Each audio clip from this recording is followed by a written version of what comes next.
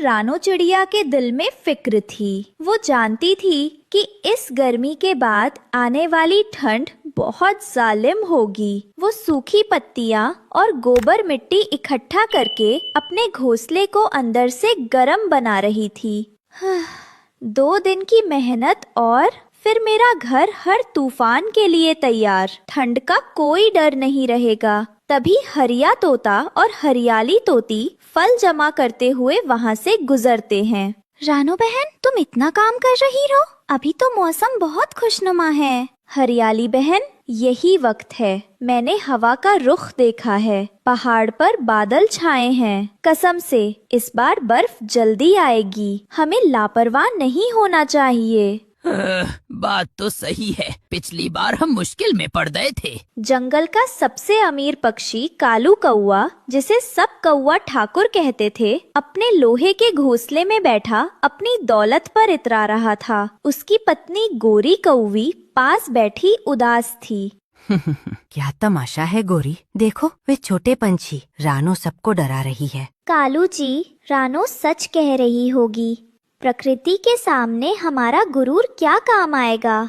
खामोश, मेरे पास लोहे का घर है। मेरे पास इतने दाने हैं कि मैं सारी सर्दी आराम कर सकता हूँ। मैं गर्मी खरीद सकता हूँ। ये रानो और उसके गरीब दोस्त बस जहालत की बातें करते हैं। रानो ने जंगल के छोटे और कमजोर पंछियों की एक छोटी सी सभा बुलाई। बंटी कबूतर और हरिया तोता अपने परिवारों के साथ आए थे। मेरे दोस्तों, हमें अकेले अकेले नहीं लड़ना होगा। पहाड़ के पास एक बड़ी गुफा है। हमें मिलकर उसे साफ करना होगा। वो पक्की जगह है। तूफान हमारा कुछ नहीं बिगाड़ पाएगा। गुफा, वहाँ तक जाना बहुत मुश्किल होगा रानो। और वहाँ पहले से कौन रहता है, क्या हमें पता है? लाडो बहन, मेहरबानी करके मेरी बात सुनो। मैंने पता किया है, वो खाली है। रास्ता मुश्किल है पर सुरक्षा सबसे ज्यादा अहम है। मैं रानो बहन के साथ हूँ। मैंने देखा है वो कितनी ईमानदारी से काम करती है। अगर वो कह रही है कि वो जगह महफूज है तो हमें यकीन करना चाहिए।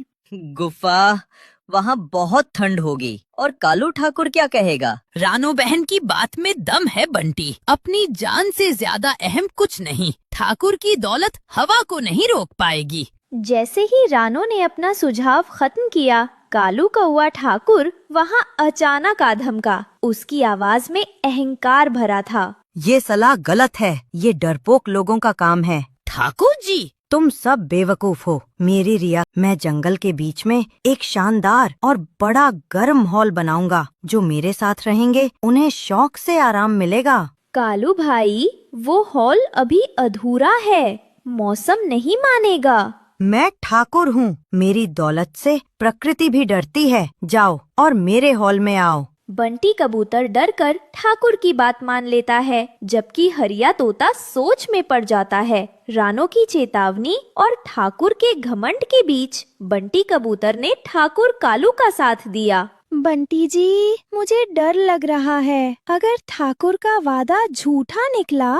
चुप रहो बबली, वो जंगल का राजा है। उसने कहा है तो इंतजाम होगा। हरिया जी, कसम से मुझे रानो बहन पर पूरा यकीन है। ठाकुर की बातों में मत आओ। हरिया तोता, हरियाली तोती, तुम सही कह रही हो। अफसोस है कि बंटी नहीं समझा। हम अपने बच्चों को लेकर गुफा में ही जाएंगे। अचानक तेज ठंडी हवाएं शुरू हो गईं। देखते ही देखते आसमान से बर्फीली बारिश का पहला वार हुआ। रानो और हरिया, बाकी पक्षी का परिवार गुफा की तरफ निकलने लगा। जल्दी करो, रास्ता खतरनाक हो जाएगा। कालू ठाकुर अपने लोहे के घोंसले में बैठा था।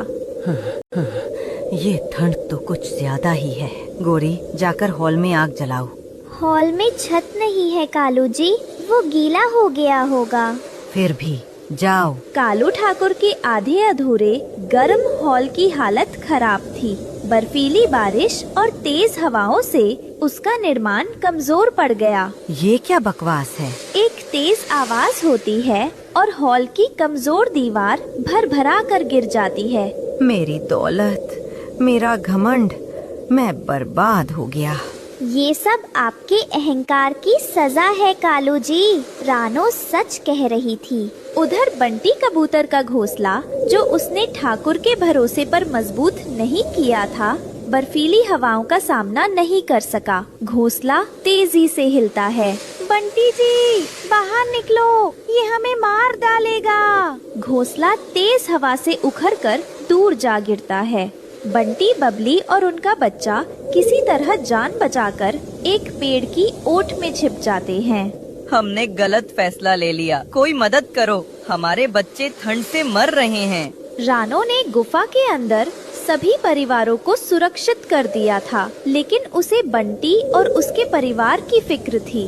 हरिया भाई, बंटी का परिवार कहीं मुसीबत में होगा, हमें उन्हें ढूंढना होगा। मैं आपके साथ हूँ रानो बहन, इंसानियत का यही फर्ज है। खुदा हाफिज, एहतियात से जाना, मैं यहाँ बच्चों का ख्याल रखूंगी। रानो और हरिया बर्फबारी के बीच मशाल लेकर बाहर निकल जाते हैं। रानो और हरिया ने बंटी के परिवार को एक टूटी हुई डाल के नीचे ठंड से कांपते हुए पाया। वे उन्हें संभालकर गुफा की तरफ बढ़ने लगे। तभी उन्हें रास्ते में कालू ठाकुर और गोरी कौवी मिले। ठाकुर के चेहरे पर दौलत का नहीं बल्कि डर का भाव था।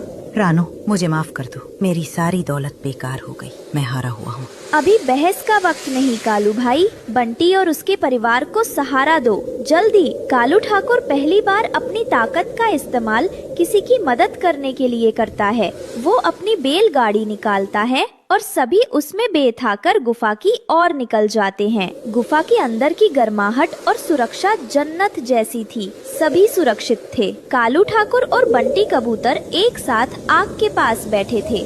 रानो, तुमने मेरी और मेरे बच्चों की जान बचाई, मैं कितना बेवकूफ था।